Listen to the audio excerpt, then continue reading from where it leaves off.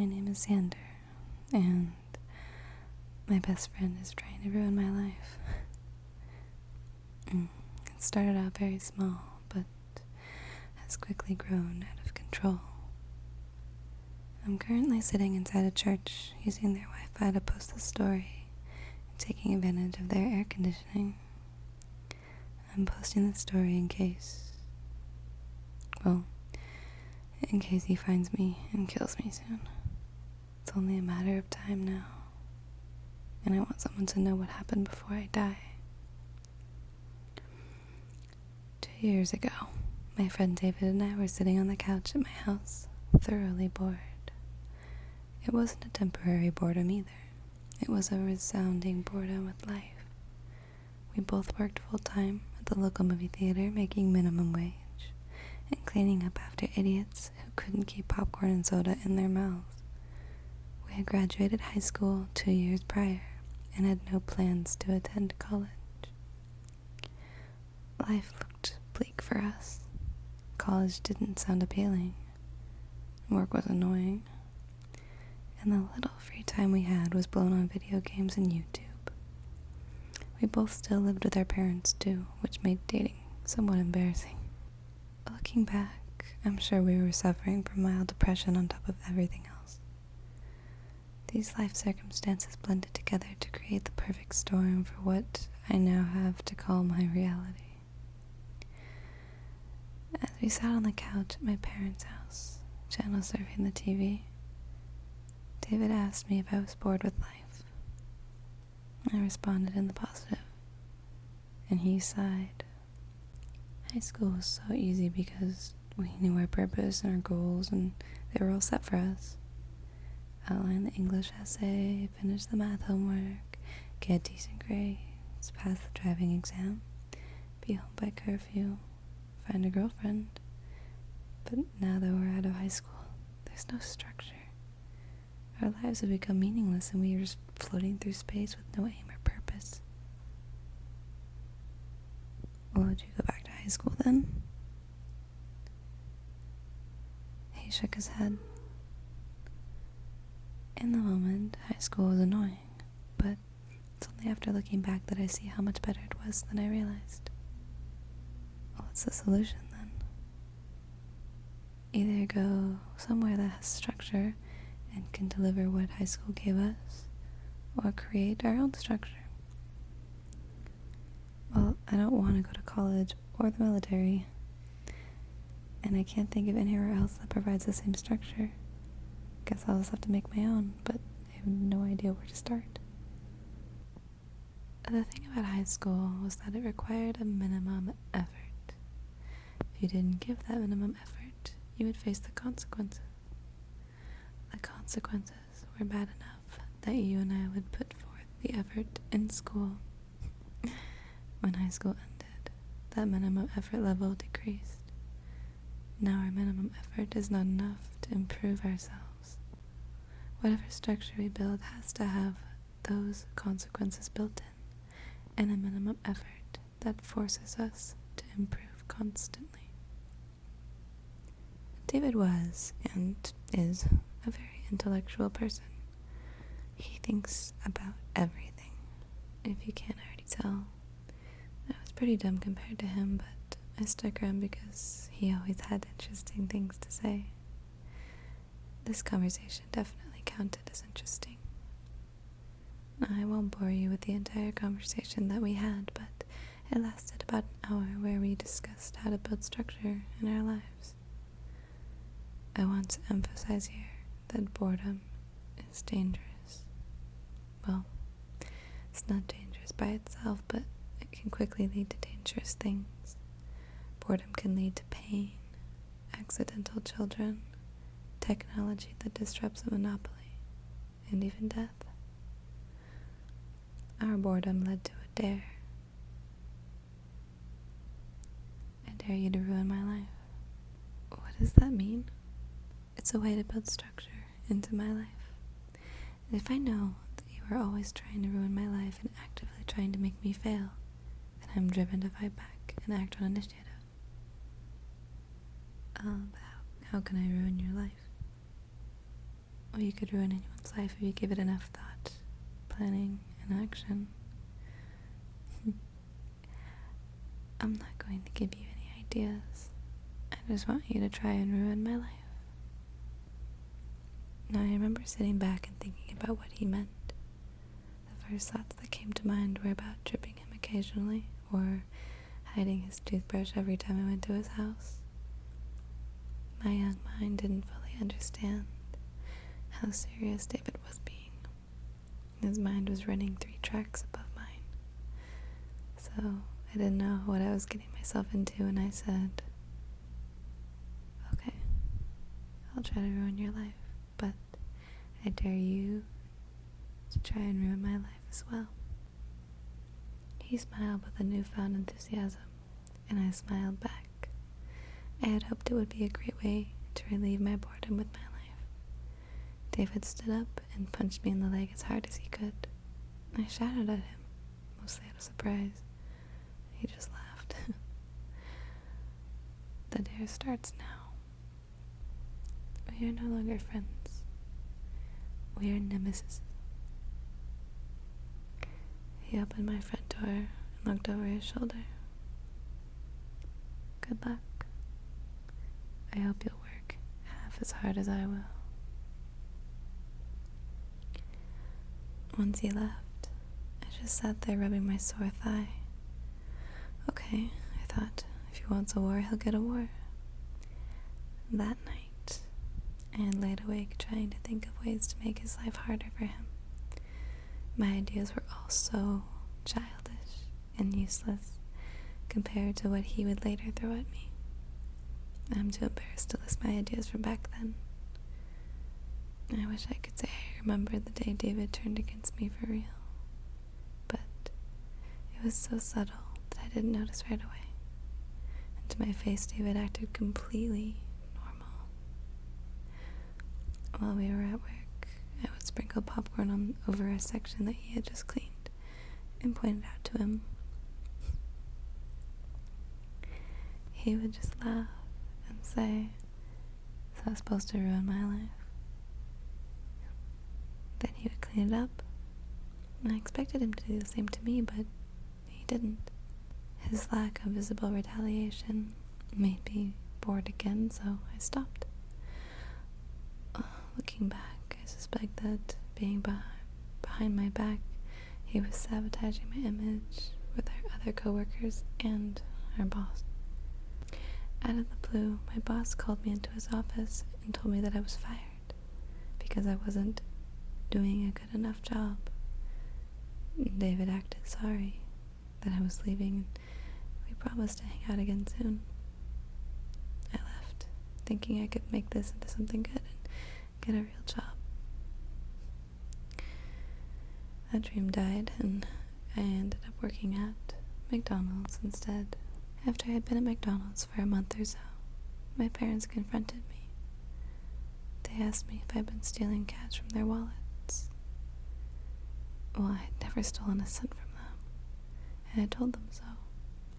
Well, they backed off, but only for a week until my mom's debit card went missing.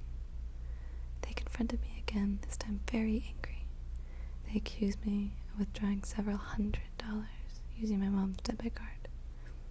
I have no siblings, so it wouldn't have been anyone else in the house. It turned into a screaming match, and they demanded that I move out as quickly as possible. With my small cache of savings, I found an apartment near the local community college that housed college students. The rent was affordable enough for me, so I moved out within a month. I moved in and became instant friends with 2 of my roommates, Clark and Ivan. Our other roommate, Isaac, kept to himself and stayed in his room playing video games 24/7. Life got good again because I hung out with Clark and Ivan frequently. David and I had stopped hanging out after I was fired from the movie theater. I hadn't forgotten about him, but I had forgotten about the dare. Every once in a while, I would message him on Facebook or shoot him a text and ask if he wanted to hang out, but my messages were always ignored. ignored. Eventually I gave up. Within 6 months, I had a great life going. I was dating a girl named Katie. I had been promoted to crew trainer at McDonald's, which paid better, and my bank account was slowly growing. I only recognize this as David's doing when I look back, but an obscene amount of junk mail showed up with my name on it every single day. Magazines, credit card offers, vacation ads, and even physical letters from real people who claimed to be excited to be my new pen pal.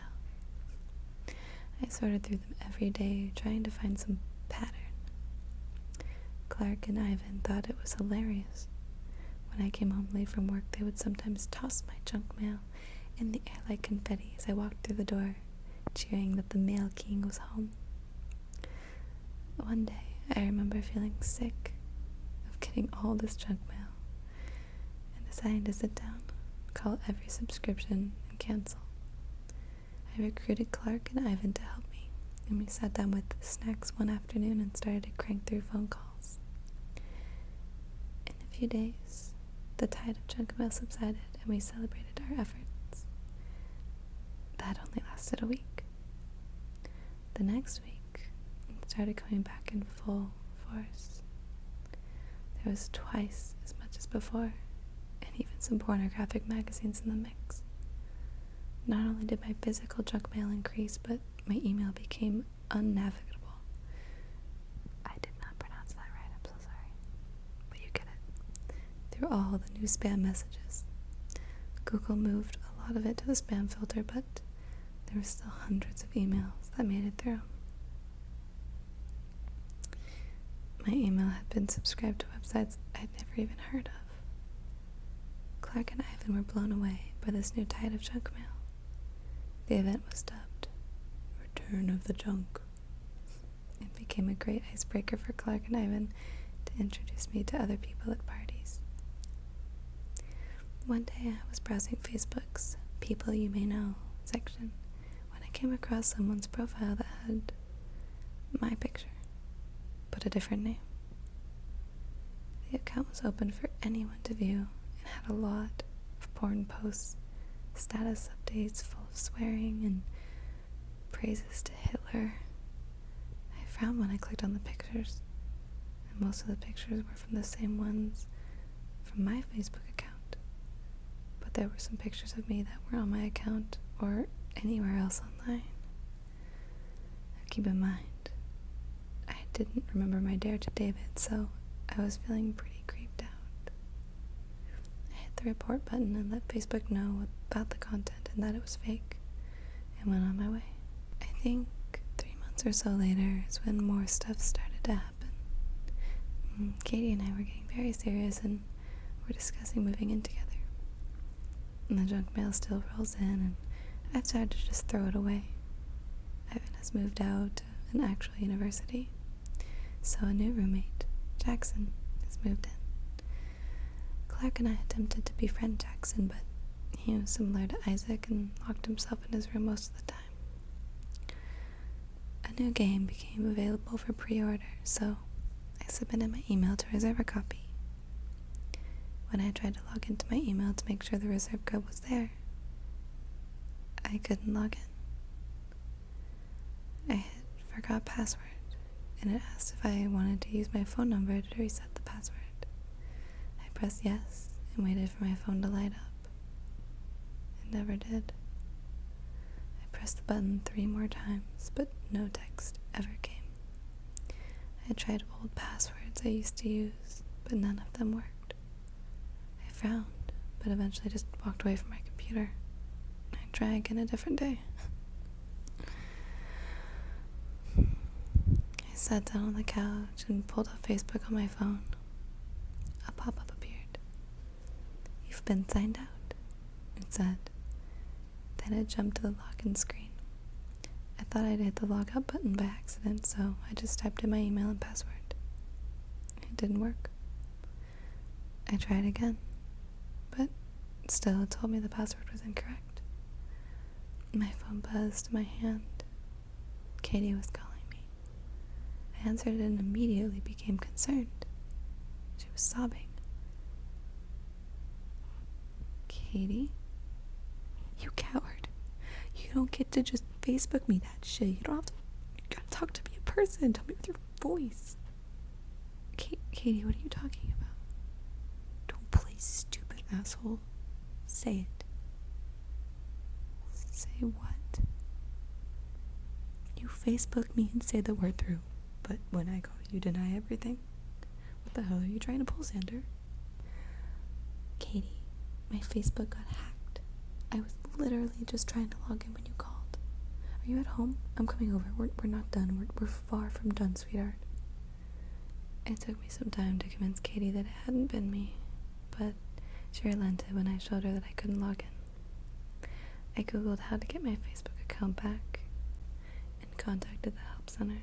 Thankfully, they were able to get me back into my account. Lots of links to porn sites have been posted all over my page by whoever checked my account, so I spent the time deleting all of those.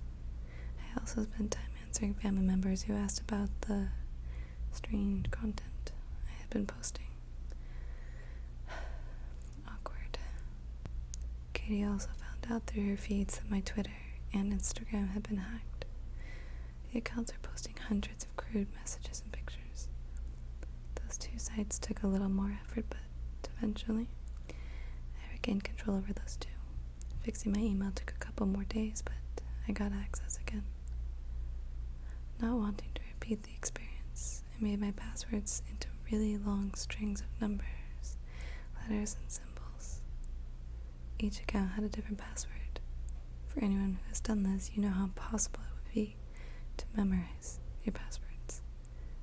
I wrote them down on a piece of paper and put it in my dresser drawer. I didn't intend to get hacked again. I'm telling you where I put the paper so you'll know how freaked out I was when Facebook signed me out again the next week. I checked my other accounts, logged out again. I shot Katie a text to warn her, and then called the Facebook help center again.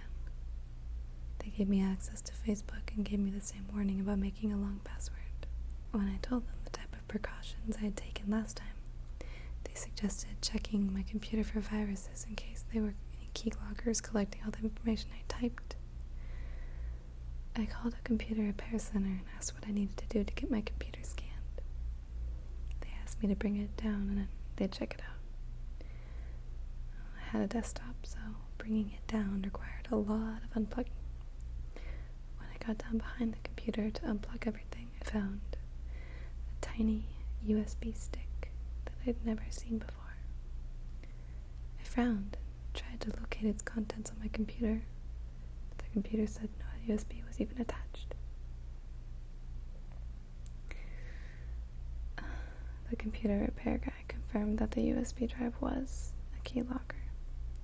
He asked if my computer had ever been anywhere that anyone could just walk up to and use it.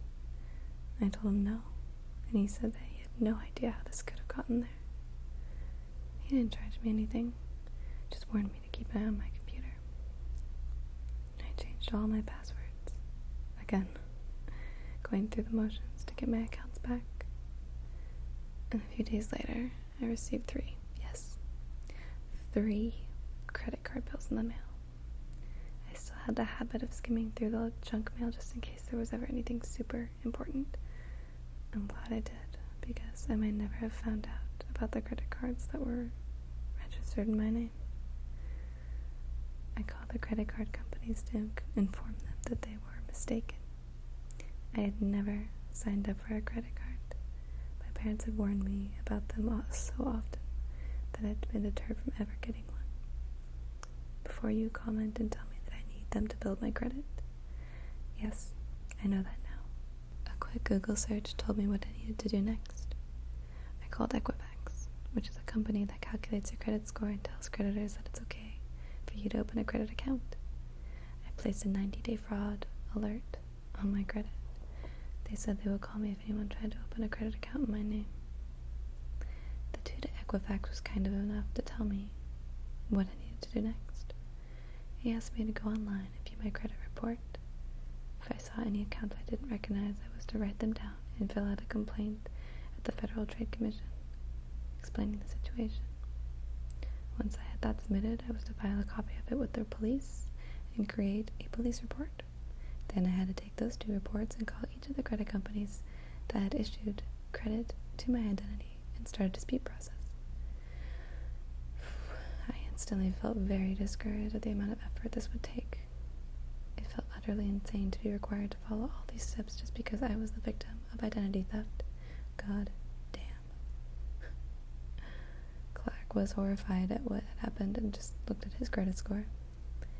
He was relieved when it came back clean. I made Katie check hers too, just in case, and also clean. I'll take a minute to tell everyone reading that you are entitled by law to 1 free credit report per year from each of those 3 credit store companies. That means that you can and should check your credit 3 times a year. Clark and I set reminders on our phones to check our scores again in 4 months, and I asked Katie to do the same. When I first found out about the accounts, I had called my parents to ask if they had opened any in my name. If they had, I'd at least know who the culprit was. They told me they hadn't opened any accounts, and I warned them about my problems. They promised to check their credit score. 2 weeks after I called them, my dad called. They found 15 fraudulent accounts between the 2 of them. What the hell? I told him the steps he needed to take, and he was grateful for my help and warning. I know this is boring to hear, but I want you to realize how insanely painful it was for me to fix all of this shit. Seriously, watch your credit reports and nip identity theft in the bud before it happens to you. I had requested detailed bills from the credit card companies that had issued the fraudulent accounts, and they mailed them to me. The bills were full of online purchases. The accounts had been opened almost a year ago. In that time, the thief had spent $62,000 between all the fraudulent accounts. I was pretty upset that in a full year I had only just found the credit card bills in the mail. I must have been tossing them with the mounds of junk mail. Now I know that the masses of junk mail were deliberate and calculated so the bills would blend in and hopefully get thrown away. The first few transactions were from stores like Target and Walmart, etc. But the further down I went, the less I recognized. One word stuck out for me: Bitcoin. I had heard a little about it from my Facebook feed, as I had some friends from high school who said it was the next real currency. According to the credit card statements, several $1,000s had been exchanged into Bitcoin. I started researching Bitcoin and trying to figure out what it was and why any identity thief would even want it. To make the explanation short, Bitcoin allowed any thief, my thief, to make completely anonymous purchases online. It was as if he'd gone to an ATM and drained all the credit cards into cash. I didn't foresee the credit card companies ever getting their money back.